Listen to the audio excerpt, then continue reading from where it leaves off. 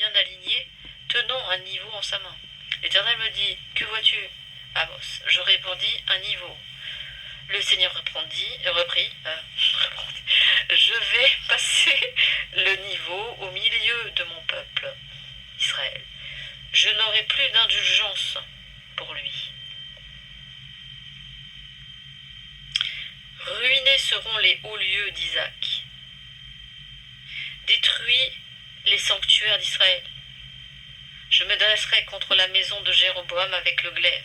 C'est celui qui n'a pas voulu écouter Alors Dieu. Amasia, prêtre de Béthel, envoya à Jéroboam, roi d'Israël, le message que voici. Amos conspire contre toi en pleine maison d'Israël. Ce pays n'est pas en état de supporter tous ces discours. Car voici ce qu'a dit Amos. Jéroboam périra dans le glaive, et Israël ira en exil, chassé de son territoire. Et là, stop. Puis, En fait, ce qui est intéressant, c'est que il y a la même chose, la même idée qui est décrite dans Yoal. Il est écrit que il va y avoir les nations contre Israël et qu'ils vont se partager le territoire d'Israël. Et qu'ensuite il va y avoir le jugement des nations et ils vont être mis dans la vallée de Josaphat. Ça c'est dans Yoal.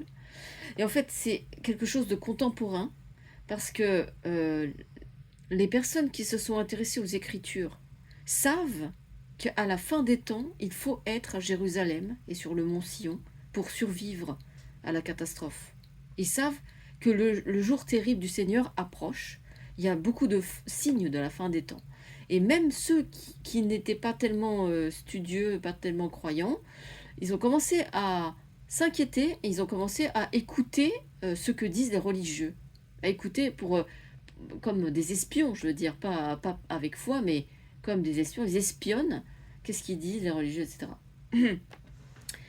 Et Jéroboam, si c'est le roi qui n'écoutait pas ce que Dieu voulait, il ne faisait pas la volonté de Dieu, il faisait tout ce qui déplaisait à Dieu.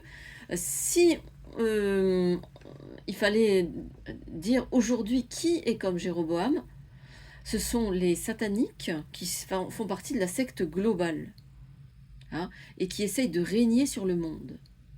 Ces personnes-là se mêlent des guerres, des conquêtes de territoire, ils en sont très motivés, très intéressés, ils participent aux guerres et tout.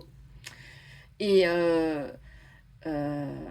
l'événement me paraît contemporain parce que récemment, Dieu m'a dit que le gouvernement israélien va vaciller à cause de ces accusations de crimes de guerre qui ont été lancées contre Benjamin Netanyahou. Et en fait, ils ont le projet de leur retirer le chef politique d'Israël. Et ensuite, du coup, ils vont s'emparer du territoire d'Israël qui va être partagé comme un gâteau.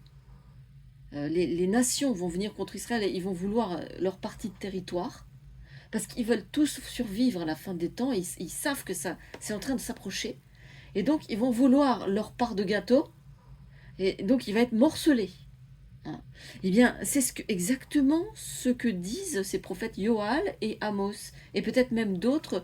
Il me semble peut-être chez Zacharie. Il faudrait que je vérifie si chez Zacharie, on en parle aussi. Que les nations sont contre Israël à la fin des temps. Et que les fils sont obligés de sortir du territoire. Et ils sont dispersés. Je ne sais pas si c'est aussi dans Zacharie, mais en tout cas, c'est déjà dans ces deux prophètes, Yoal et Amos. Et ça a été aussi dit récemment par Dieu. Il m'a dit que le gouvernement israélien allait tomber et qu'ils allaient se partager le territoire d'Israël entre eux, les nations. Mais qu'ensuite, il y aura un jugement des nations et qu'il va les faire aller dans la vallée de Josaphat pour le jugement. Ça, c'est dans Yoal. Voilà. Donc, la suite, si j'arrive à trouver la suite. Ah, je n'aurai pas la suite. Voilà.